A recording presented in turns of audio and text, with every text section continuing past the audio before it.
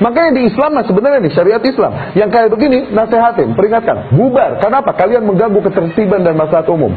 Masih nggak bubar, bubar, perintahkan lagi. Masih nggak mau, bubar, perintahkan lagi. Nggak mau 3 kali, tumpahin darahnya, tumpahin darahnya, tumpahin darahnya. Sampah masyarakat, tumpahin darahnya biar cepet. Khawarij kok, bugot.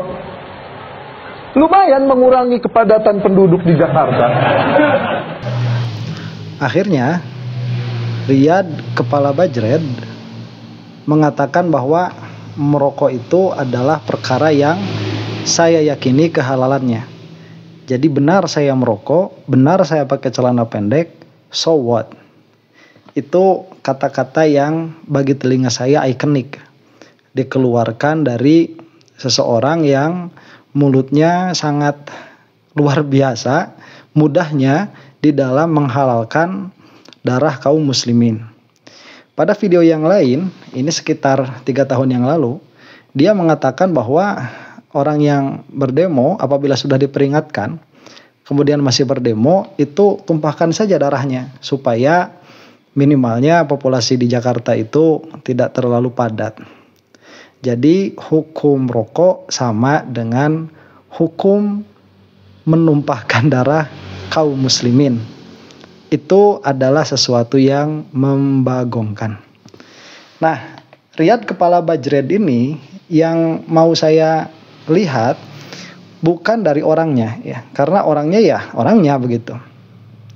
Perkataan apapun, siapapun orangnya, tatkala dia mengatakan bahwa tumpahkan saja darah orang yang mendemo, itu keluar dari mulut siapapun, itu salah.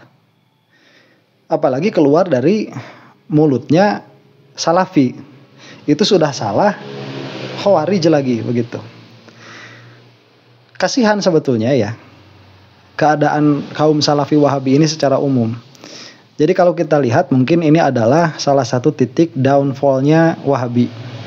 Setelah di Arab itu tidak diakui, kemudian di Indonesia sekarang sudah mulai pada berantem. Luar biasanya itu, untuk menghancurkan NU, katakanlah begitu, mereka membutuhkan dana yang sangat besar. Mereka membutuhkan buzzer-buzzer yang sangat banyak. Mereka membutuhkan orang-orang untuk menyusup. Tapi untuk menghancurkan Wahabi ini tinggal menunggu waktu saja. Mereka itu akan terpecah dengan sendirinya. Karena saya sering mengatakan, di antara pola pikir yang tidak bagus itu adalah kontradiksi. Dan sudah mulai kelihatan kontradiksi-kontradiksi yang ada pada diri mereka. Jadi kalau ada pelajaran yang bisa kita ambil, kata-kata yang keluar yang bersifat salah itu pasti bermula dari pola pikir yang salah. Jadi orang-orang yang Salafi yang lain, Wahabi yang lain katakanlah begitu, yang masih tetap kontra dengan rokok, itu pasti mengatakan ini adalah perkara yang tidak ada khilaf di dalamnya. Semua ulama itu ijma'ul muslimin bahwa yang namanya rokok itu dia haram. Sedangkan Riyad Bajred ini keluar sendiri, dia mengatakan rokok itu khilaf. Malah dia tidak mengatakan khilaf, dia mengatakan rokok itu adalah halal. Nah, disinilah kenapa kita di dalam ilmu kalam kita selalu membicarakan bahwa yang namanya ijma itu macam-macam titik temunya itu. Jadi ijma itu kan titik temu para ulama di dalam menghukumi suatu masalah. Kalau misalkan kita mengatakan bahwa Allah itu ada, premis bahwa Allah itu ada itu mujma' alaih, diijma' oleh seluruh kaum muslimin. Bahkan kalau di dalam ilmu kalam itu dikatakan bukan ijma'nya kaum muslimin, tapi ijma'nya uqala, ijma'nya orang-orang yang berakal, adanya Tuhan itu. Meskipun nanti orang menamainya beda-beda, karena ini merupakan sesuatu yang necessary, yang harus ada tatkala kita menemukan perkara-perkara yang contingent, maka yang necessary ini harus ada. Itu jami'ul uqala. Maka yang mengatakan bahwa Tuhan ini tidak ada, itu sudah diturunkan dari keadaan orang-orang yang berakal. Nah, kemudian kalau kita mengatakan apakah Tuhan ini kidam, dalam pengertian Tuhan ini bermula atau tidak, itu pun dikatakan ijma'nya uqala. Jadi sudah bukan hanya ijma'nya orang-orang mukmin. Nah, kalau misalkan kemudian dikatakan apakah Tuhan itu punya anak atau tidak, tawalud atau tidak darinya, baik itu zat atau perbuatan. Nah, yang mengatakan tidak ini sudah ijma muslimin. Jadi selain muslim itu sudah keluar tuh. Karena rata-rata mereka itu mengatakan adanya tawalud, adanya konsekuensi tanpa kehendak dari Tuhan itu. Nah, Islam mengatakan itu bil irodah. Jadi ini sudah ijma'nya mukminin, tidak adanya tawalud. Untuk memudahkan, misalkan seperti kiblatnya sholat. Nah, kiblatnya sholat ini sudah ijma'ul muslimin. Kiblatnya sholat menuju kemana? Menuju ke Ka'bah. Maka apabila ini sudah ijma'ul muslimin, tatkala seseorang itu sholat tidak menghadap Ka'bah, maka dia sudah keluar dari perkataan bahwa dia itu orang mukmin. Nah, nanti dari mukmin ada lagi pendapat-pendapat yang banyak. Masailul funun itu, masailul fan atau masailul akidah dalam hal ini, itu bukan hanya satu masalah tapi banyak masalah. Jadi kita itu bisa sepakat pada suatu perkara dan tidak sepakat pada perkara yang lain.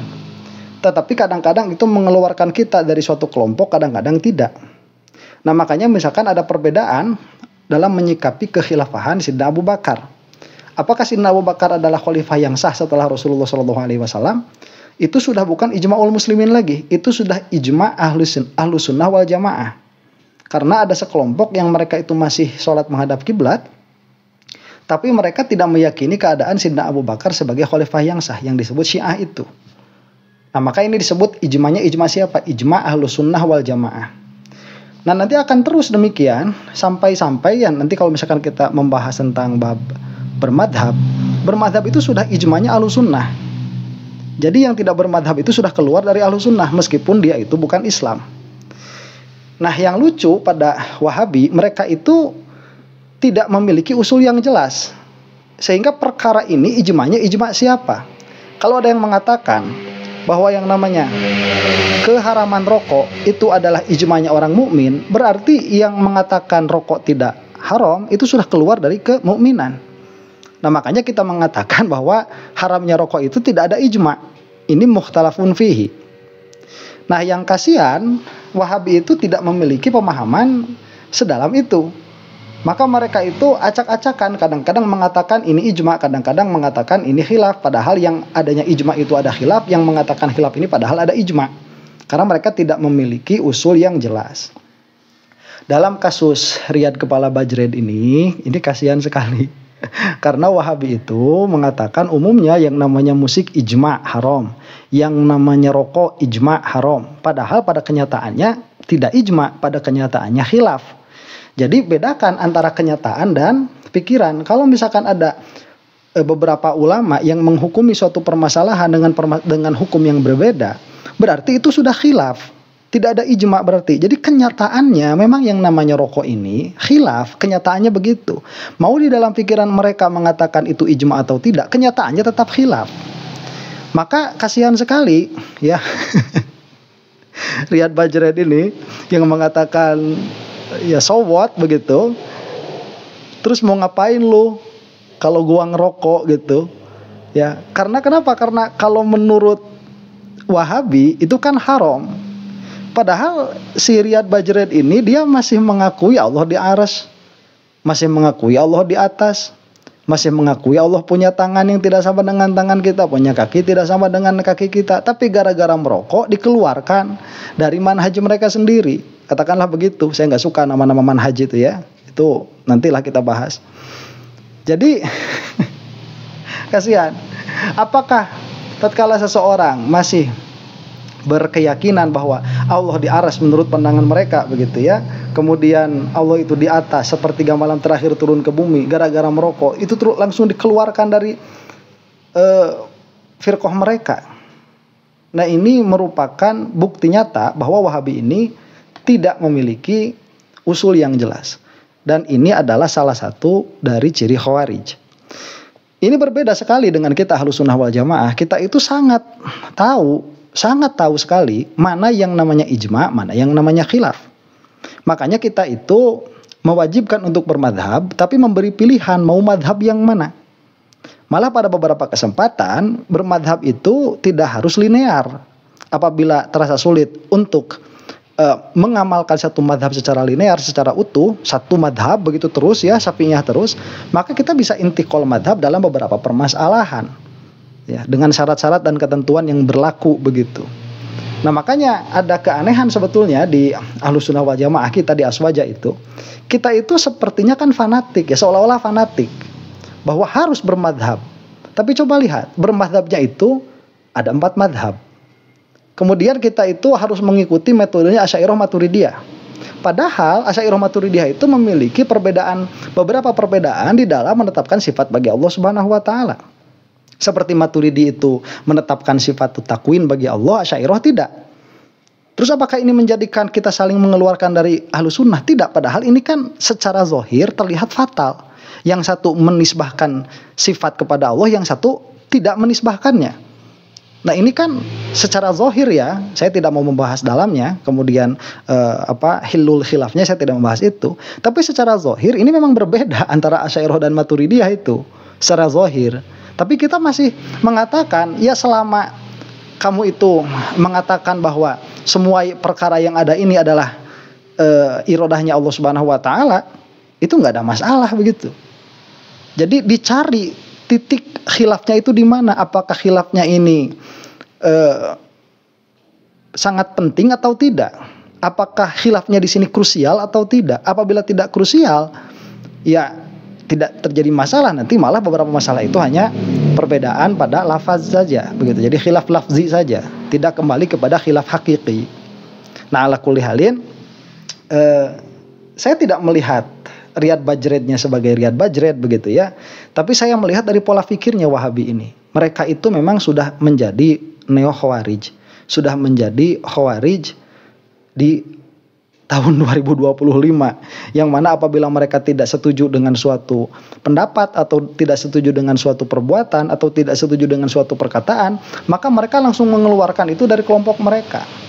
Nah yang harus kita ingat ya, karena saya termasuk orang yang sangat tidak pandang bulu di dalam mengkritik, termasuk NU sendiri atau Aswaja sendiri, saya kritiki semua kalau misalkan memang terlihat ada salah, ya bukan salah menurut saya, ya katakanlah oke, salah menurut saya dan saya bisa membuktikan kesalahannya di mana dengan membawakan qaul ulama mutaqaddimin begitu yang telah lalu. Saya bisa membuktikan, seperti misalkan saya mengkritik Gus Baha, saya mengkritik Gus Romli mungkin sebentar lagi ya mengenai pendapatnya tentang Wahidiyah misalkan, atau saya mengkritik Ustadz Adi Hidayat misalkan, ya so what begitu ya. Saya mengkritik mereka dari segi apa yang mereka katakan dan apa yang mereka yakini, yang mana saya menemukan bahwa perkataan dan keyakinan mereka itu salah berlandaskan kitab-kitab klasik. Nah, apakah saya ini langsung menghukumi begitu bahwa mereka itu keluar dari Ahlus Sunnah wal Jamaah? Wah, enggak, dalam permasalahan itu saja. Masailul funun ini banyak sekali, yang mana kita itu bisa benar dalam satu masalah, bisa salah dalam masalah yang lain. Kita lihat misalkan di dalam kitab Nahwu misalkan, di dalam kitab Nahwu itu kan banyak sekali permasalahan. Ini kalau misalkan kita mau membahas tentang kalimah itu misalkan ada 3, ada isim, ada fi'il, ada huruf. Kemudian di situ nanti akan ada permasalahan furu. Ya, misalkan laisa ini apakah dia termasuk fi'il atau dia termasuk huruf? Laisa itu. Nah, ini ulama berbeda pendapat. Terus apakah gara-gara ulama yang satu pendapatnya beda dengan yang lain, terus kita mengatakan bahwa dia itu keluar dari keadaan bahwa mereka itu nahwiyin? Kan tidak. Apalagi sampai mengeluarkan bahwa mereka itu keluar dari Ahlus Sunnah wal Jamaah gara-gara hanya permasalahan itu, kan tidak. Nah, jadi seharusnya ya kalau saya ini Wahabi, saya akan mengatakan seperti ini kepada teman-teman Wahabi itu. Ya, sudah Ustadz Riyad Bajrey ini jangan dibuli lagi, karena itu adalah permasalahan furu', permasalahan khilaf.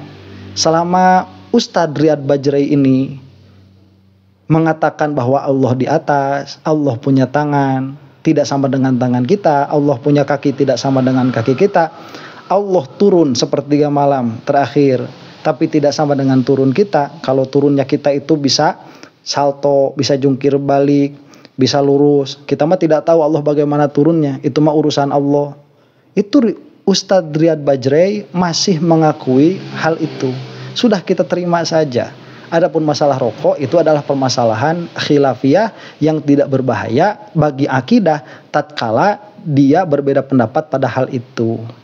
Nah, harusnya begitu. Kalau punya pola pikir yang ajeg, ya enggak, ini mah jangan diambil. Jangan diambil ilmunya. Itu saya lihat tiap-tiap Wahabi itu pengen jadi center of the universe ya. Masing-masingnya itu. Nah, dan ini terlihat sekali. Dan nasihat untuk Wahab Boys ya yang menonton video saya, karena saya lihat dari komen-komen itu saya punya kesimpulan ada Wahabi-Wahabi yang seneng nongkrongin channel saya, nggak tahu buat apa ya.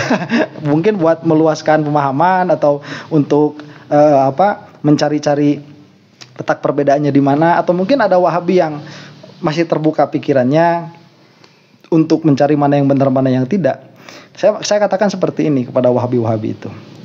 Kalian itu bisa ikut sama ustadz-ustadz Wahabi bukan karena ustadz-ustadz Wahabi itu benar, tapi karena kalian minim sekali pengetahuan agamanya, minim sekali. Sehingga kalian itu jangankan melihat perkara-perkara yang kontradiktif dari perkataan mereka, melihat inti dari perkataan mereka pun kalian itu tidak memahaminya. Jadi sebelum ya mengatakan bahwa fulan ini adalah panutan saya, karena kalau kamu sudah mengatakan seperti itu bahwa fulan ini adalah panutan saya, maka semenjak dari situ kamu tidak akan melihat ada kesalahan pada orang itu. Sebelum mengatakan itu, belajarlah agama dengan mempelajari orang-orang yang mereka sesatkan. Mereka katakan bahwa yang namanya ziarah kubur dalam pengertian berdoa di kubur itu sesat. Coba lihat perspektif dan alasannya dan bagaimana istidlalnya. Itu harus difahami ya, supaya tidak jumud kayak kalian yang mana akhirnya jumud kayak guru-guru kalian. Harus dilihat ada keanehan apabila hukum rokok disamakan dengan hukum menumpahkan darah kaum muslimin. Ini sudah acak-acakan ya. Bahasa apa yang harus dikeluarkan itu. Jadi sekian sajalah ya. Mudah-mudahan videonya ada manfaatnya. Wallahu taala a'lam bishawab. Assalamualaikum warahmatullahi taala wabarakatuh.